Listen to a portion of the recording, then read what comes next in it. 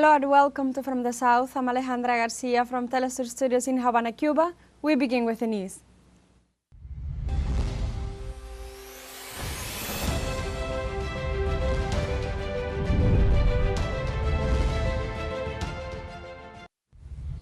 The Patria International Colloquium kicked off in Havana, Cuba, an event that brings together in the Cuban capital nearly 400 guests from Cuba and 47 countries who will pay a special homage to the 20th anniversary of the multi-platform teleSUR, with a laying of a wreath to the Julio Antonio Mella monument by the hands of the president of the multi-platform teleSUR, Patricia Villegas.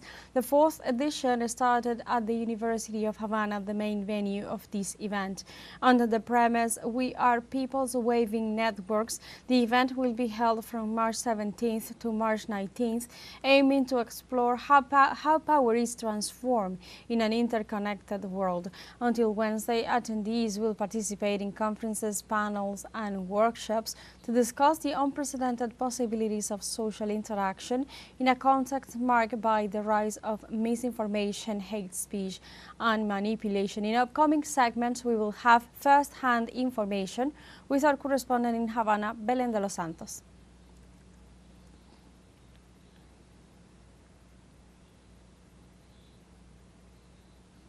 Panamanian power grid was reestablished on Sunday after the outage suffered on Saturday night due to the explosion of a transformer.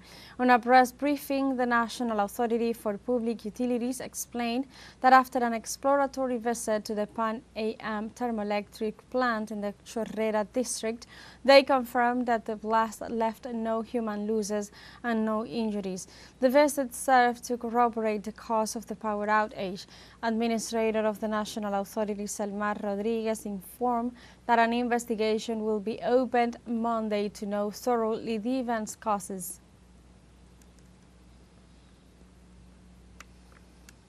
Elections were held this Sunday in the two polling stations in Tegucigalpa, the capital of Honduras, that did not take part in the March 9th elections. Voters at the Maximiliano Sagastume Basic Center and the National Institute of Culture were unable to exercise their right to vote due to irregularities in the delivery of electoral material. As a result, the country's National Electoral Council decided, in accordance with the electoral law, that the missing centers would have to carry out the process this weekend, which, according to the Electoral Authority, was successfully completed this time.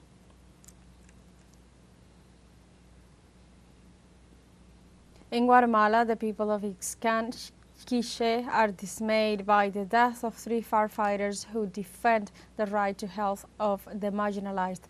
With a caravan, they paid tribute to the commitment they fulfilled until the end. Watch the following story by our correspondent Santiago Botón. Una madre con su hijo en brazos. A mother, with her son in her arms, joined the crowd that came out to dignify 3 social activists who died in a traffic accident while returning from the Guatemalan capital to demand the right to health for the Ixcanico people. We return with sad and regrettable news that today leaves us with a great void within the people of Ixcan and within the entire committee of struggle. Entre los fallecidos se encuentran Among the deceased are a professional nurse and 2 community authorities, one of whom is Pedro Ricardo Gomez, re-elected on January 30th, who swore to defend his land and just causes. It is unthinkable that we should have to ask for projects. But hopefully the death of these 3 brothers will make our rulers aware of the neglect they have done to their people. En Guatemala, más del 40%. In Guatemala, more than 40% of the population does not have decent access to health care. In the municipality of Ixcan, it is even more critical because 8 years ago, a hospital project was abandoned due to corruption, according to those affected. What we want is the continuity of the hospital, that it be completed because we want dignified care for our population, and that was our objective for the trip. La lucha por el derecho a la salud. The fight for the right to health care, denied by the state, is only part of a long battle that several of the more than 200 marginalized communities have been waging since they settled the land more than half a century ago, they say. We have this history of struggle and resistance, and this is the reality of Primavera, that we take these steps in defense of human rights. for the common good of the community and of the municipality and at the national level. La muerte de estos tres The mártires death de of la- these three health martyrs coincides with the 43rd anniversary of the first massacre perpetrated by the army in Ixcan. The Cuarto Pueblo massacre marked the beginning of the scorched earth policy in Guatemala. The army killed more than 400 people, including children, the elderly and pregnant women in the village of Cuarto Pueblo Ixcan on March 13th and 14th, 1982. Santiago Botón, teleSUR Norte de Guatemala. And now we have a short break coming up, but first remember you can join us on TikTok at teleSUR English, where you'll find news in different formats, news updates and more. We'll be right back, stay with us.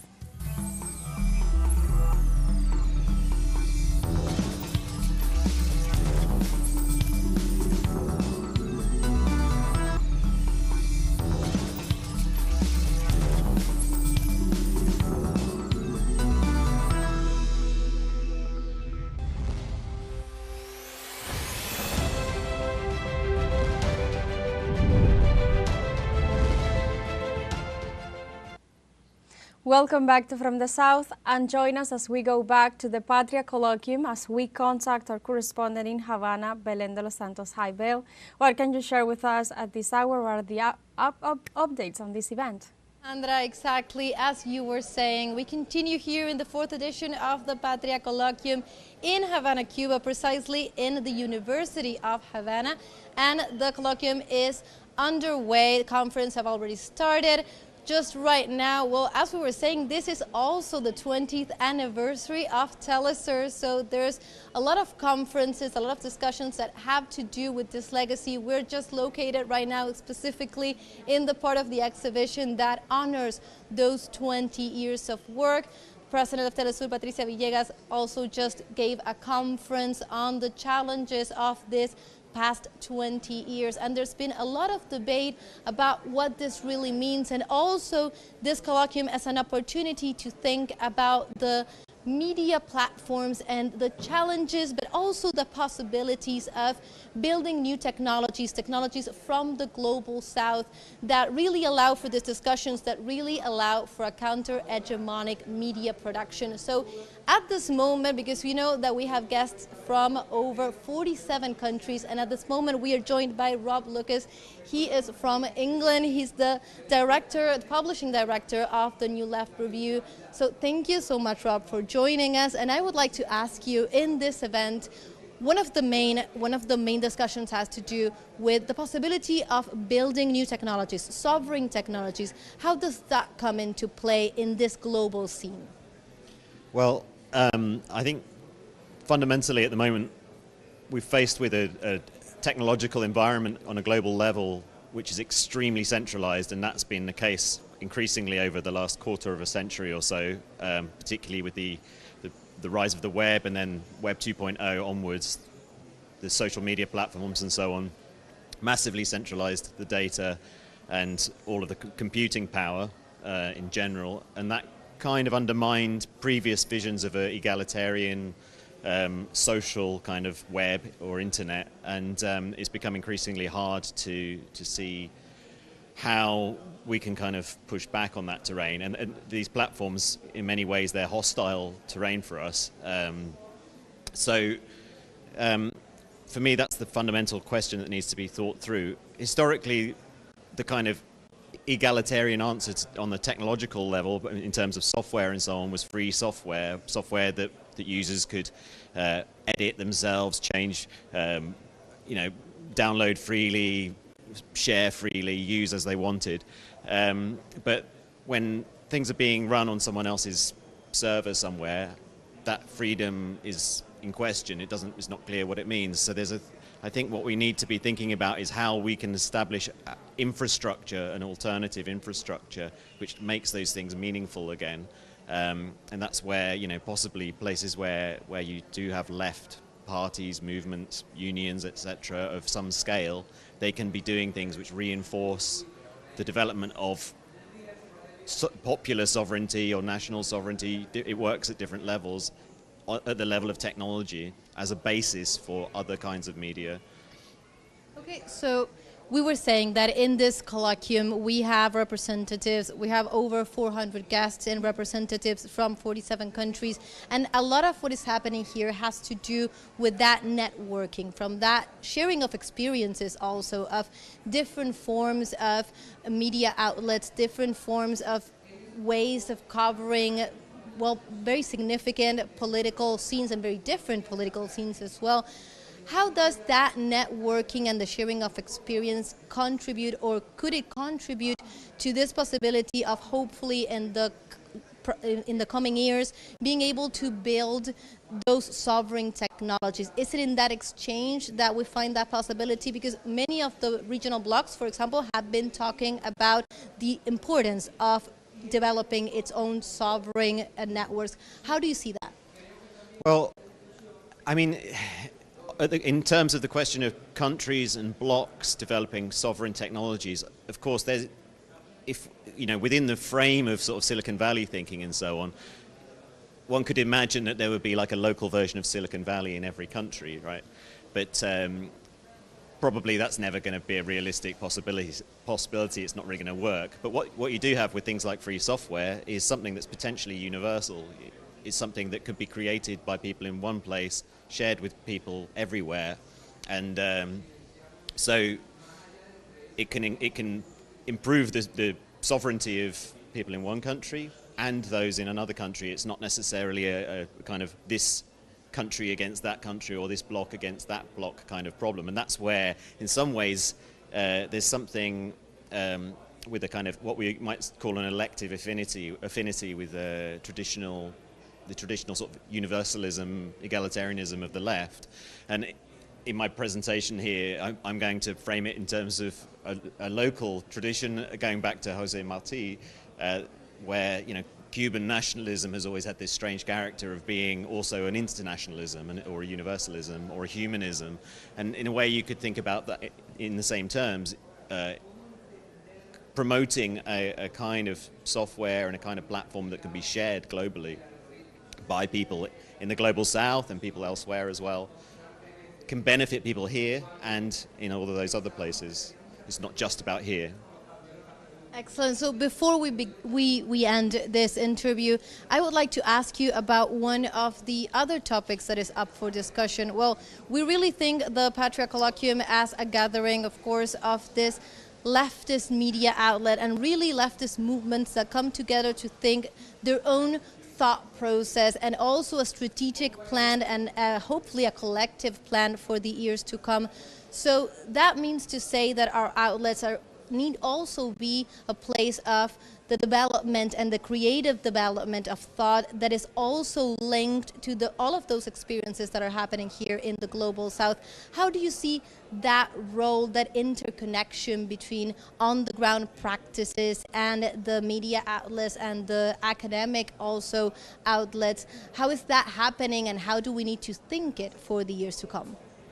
I mean, we often find that the best new radical intellectuals are produced in moments of social struggle.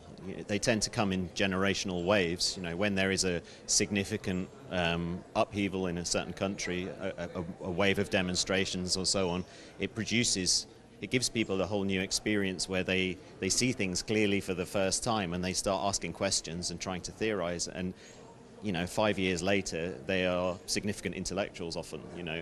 I think that's what we need to look at, is what the movements, in a way, the movements are the source, and the point is to look into those movements. Who's saying the interesting things? Who's thinking beyond the immediate problem and trying to generalize and find a way forward, and then to try to create a kind of global left culture out of that, have those people talking to each other, sharing experiences and so on.